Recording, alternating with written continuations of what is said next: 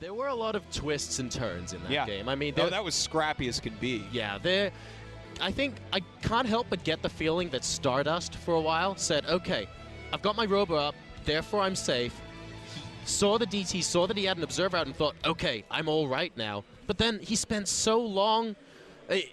It could have gone even better for Grubby had he sniped off that observer as well. He had 1 or 2 chances to possibly do that. He didn't know, of course, it was Stardust's only observer out on the map.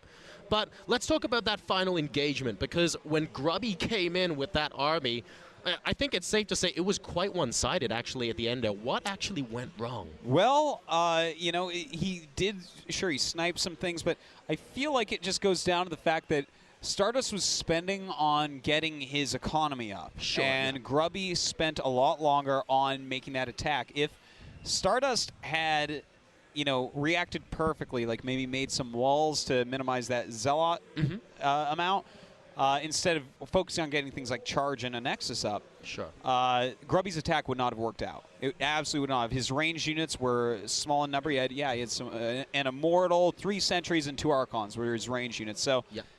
You know, when normally you don't stay on that tech too long. Like, getting Charged can make sense, but against getting Charged, Grubby did just the right thing. Well, yeah, you want to be able to get a couple more units out and attack your opponent while they're teching as well, so I completely agree with you. Stardust, instead of grabbing that charge, maybe had, like, another warp in or something like that. That battle initially started out pretty close to Stardust, as you mentioned, had some great force field zoning out those Zealots from Grubby as well, but he didn't have the DPS behind it to kill off the units while they were locked in place. Yeah, he absolutely did not. So, very interesting game, actually, the way that turned out.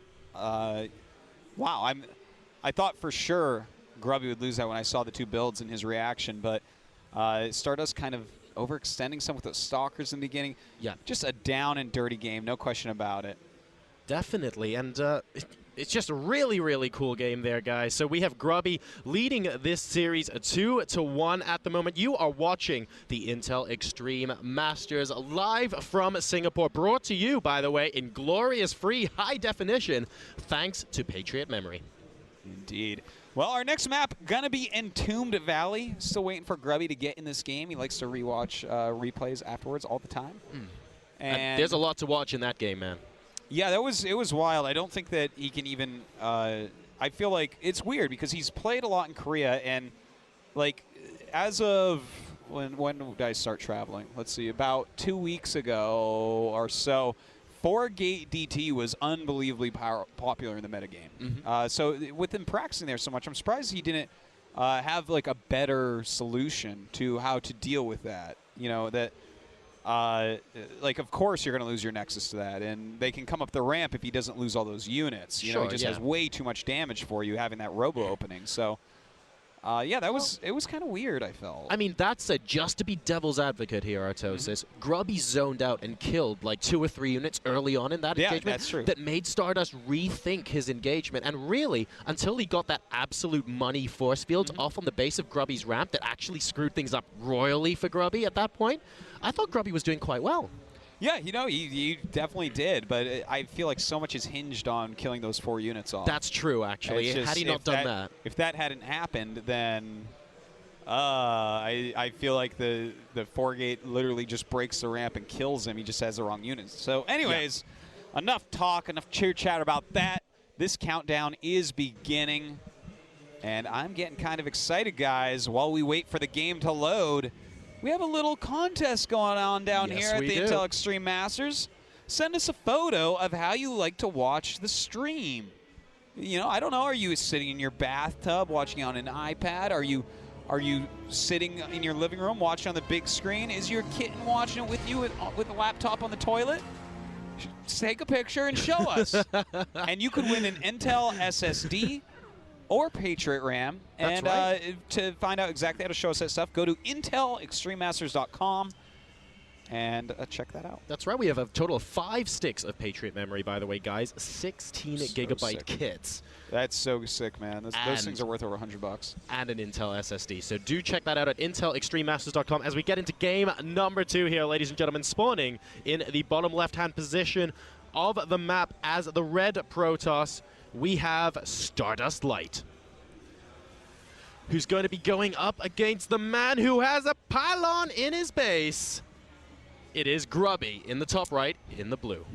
Well, all right, Grubby wants to end this here and now. Is it cannons or is it gates? It looks like a gateway Gates, opening. I think. Yeah. Oh, dear. Yeah, there it is. All right, first gate. Should be seeing a second gate in a moment. And if you don't scout this and you skip your initial zealot, you lose. So if, I mean, we're going to have to see. Does he scout this? That's actually what we're waiting for, because eventually they just hit this amount of zealots that you cannot out-micro. It just can't happen. We're going to have to rename Grubby like the secret agent Protoss. I know, right? There's so much sneaky stuff going on in this series. The Spylon makes another appearance. Well, actually, it's not next to one of Stardust pylons, so we can't call it that right now. No, it's not a Spylon. But those assassin DTs, and now we have the double proxy. Okay, he's double gassing. He's basically dead. Now, if he scouts it right now, maybe he has a chance to throw up a forge and not die.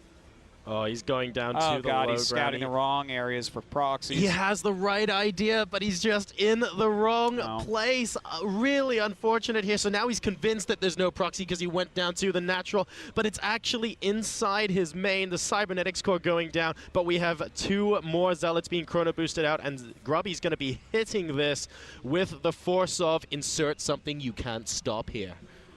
All right. Yes, I like that. That's exactly what he's going to be hitting it with, that amount of force. Now, here we go. The Zealots are in the main right now. His heart has sank. Looking at me, just gave a smile because he realizes that no amount of micro is going to save him here. The best he can probably go for is like a crazy base trade scenario where he micros his Stalker for like a day. Well, Grubby already has 1 pylon off at the wall. He's prepared to potentially wall that off to delay that if it happens. He is so forward-thinking, this guy. Now we have the probes coming out as well. They do surround the zealots. The problem is there are just way too many of them at the moment. To be honest, there's no reason to attack with your probes there. Best you can do is when the probes start really getting hit, send them across the map to battle your opponent's probes and just utilize your stalkers to try to out-micro your opponent. So he is sending them across now. And the thing is, he's fighting against someone that does not have any ranged units. So, I mean, over time, this Stalker can kill everything. But how much money is... I don't know if it can... Can it kill everything in time? Oh, the second Stalker. Wow. Literally 2 seconds away from completion, and it does not get out. He needed that to have a real chance. And there's the wall as well. We have a wall with a forge and a pylon. Grubby's soon going to be able to put down a cannon, and that will be the end of the game. The probes cannot get in, and it looks like Grubby is going to be taking a 3-1 victory here over Stardust. It does look like it. You know, if he had finished that Stalker, I would give him a much higher chance than what I can give him now. But he can cancel the Stalker and make a pylon in his opponent's base. I feel like he needs to oh, he went home. Okay, yeah, so the game is over now. The last chance was somehow breaking through there before the cannon. And well played. GG, good luck coming out from Stardust. And Grubby, with the proxy gates, closes out the series 3-1 and immediately walks over to Stardust for a handshake. I mean, this guy is... Okay, he's done a lot of sneaky stuff in this series, but look, he's so unbelievable, man. Always the professional. We see him over there out of the corner of our eye, smiles all around. I think Stardust knows what happened there. Grubby's like, yeah, I know, but GG's anyway. And he moves on to face MC.